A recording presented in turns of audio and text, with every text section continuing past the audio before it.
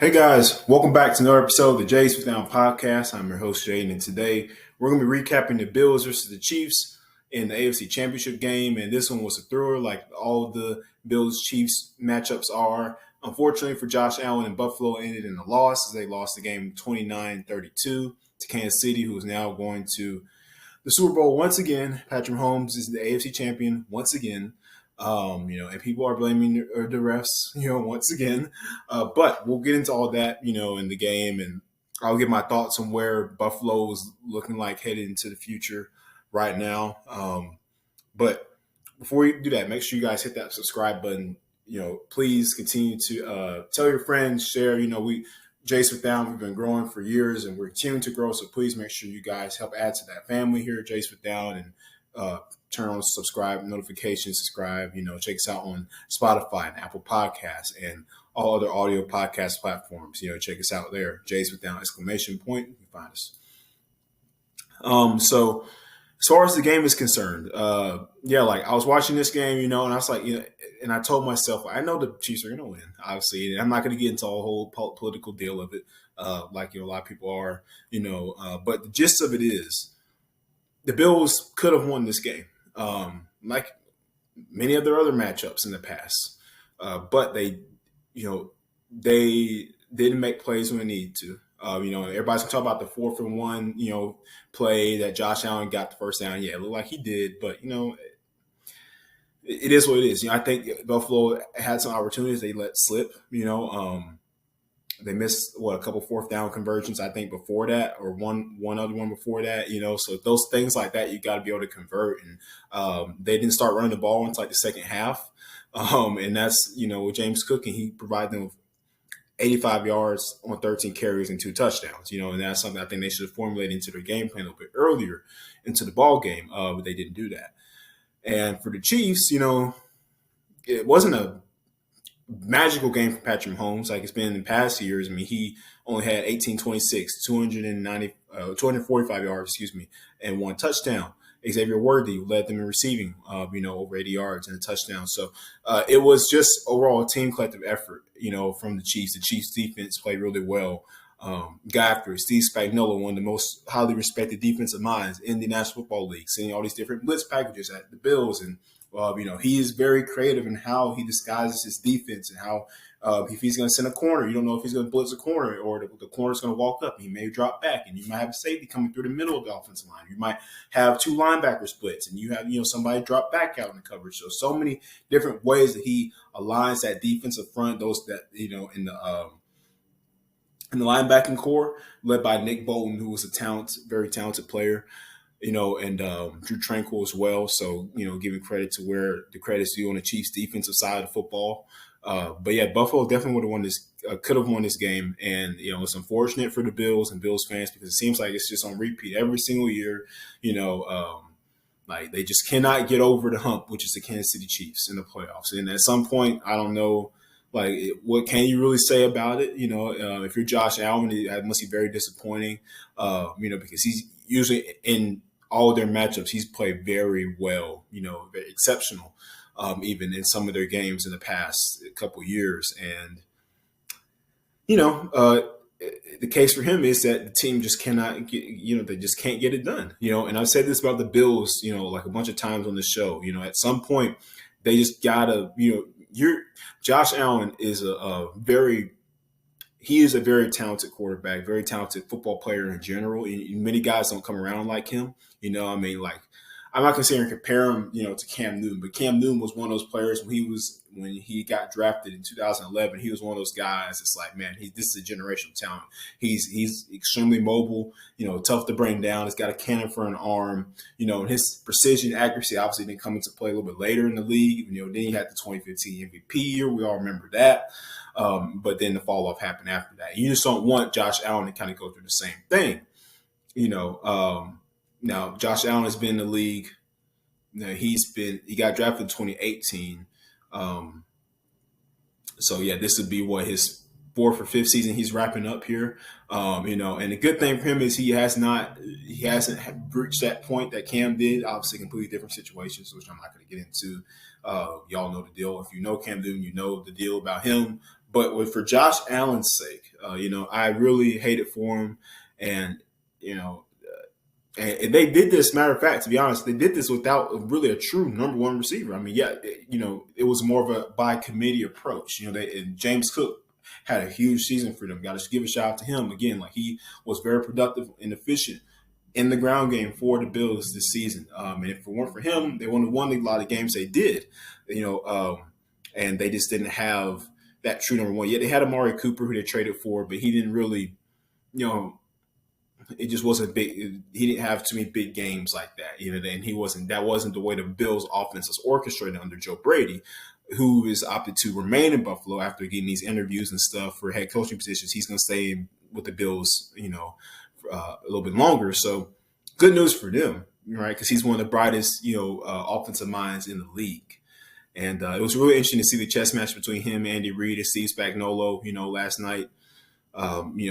Of how the Bills were trying to protect during those different defensive looks the Chiefs were throwing at them. And sometimes they were able to protect, some of them they weren't, and the pressure got to Josh Allen, more specifically on that last play where Dawson Knox did not catch that pass. Everybody, was talking about, right, and how there's a flag thrown that, just in case if he would have caught it anyway, it would have been a penalty on the Bills and the Chiefs would have won regardless. So huge play. I mean, the fact that Josh even got that pass over to be able to be even able to be possibly caught by Dawson Knox was very impressive because, you're throwing off your back. If you're a quarterback, you're retreating out the pocket. You're throwing off your back foot. I mean, that's a tough throw to make, especially to get it to where the area that your receiver is in and to deliver it basically on their hands, which is what that pass was for Knox. He just couldn't catch it. It's very hard to do. So I got to give Josh Allen credit for that he was even able to do that, right? But yeah, it's unfortunate. I mean, if you're a lot of America, you were wanting the Chiefs to lose, I myself included, but I've learned not to bet against Patrick Mahomes ever. That's why I have never bet money on any Chiefs games. I don't bet really in general, but I definitely, if I was a betting man, would not bet on bet against Patrick Mahomes. That's a death sentence. That is a death sentence. You do not bet against Patrick Mahomes. You don't bet against Tom Brady. You don't bet. You don't bet against those guys. You don't do that. And he showed us last night why the Chiefs, as just in general, just showed us last night why you don't do that. You don't bet against them. And at the end of the day, we just have to acknowledge the fact that this is just a greatly orchestrated and constructed team from top to bottom, from front office to the head coach, Andy Reid, who was a generation Hall of Fame coach for sure when he's done.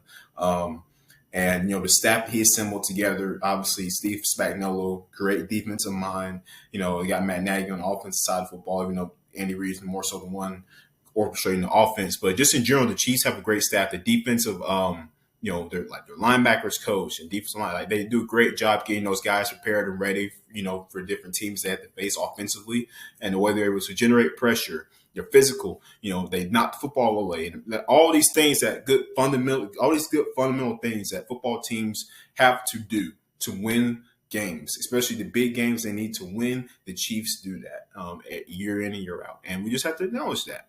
It is what it is. They do that, and that's why they end up in the Super Bowl almost every year. And it's kind of similar to how the Patriots were orchestrated, back in their dynasty days with Brady, Belichick, and Gronk, Edelman, all those guys, right? They are a team that goes out there to do their job, their job, and they do what they have to do, each and every week. And that's why they won all those Super Bowls. Same thing here with the Chiefs, who will be trying to win their fourth, their third straight Super Bowl. My bad, third straight Super Bowl. They're trying to win their third straight Super Bowl. Patrick Mahomes trying to win his fourth Super Bowl, which is, at his age, is impressive. So that's one thing that I am looking forward to see in the Super Bowl is how the Eagles are going to fare against Kansas City. It's a rematch, of course, of Super Bowl 57 a couple years ago, and We all remember how that went. It was a close game, but the turnovers cost the Eagles the game. Maybe controversial holding call, right? So a lot of those things to think about and factor in.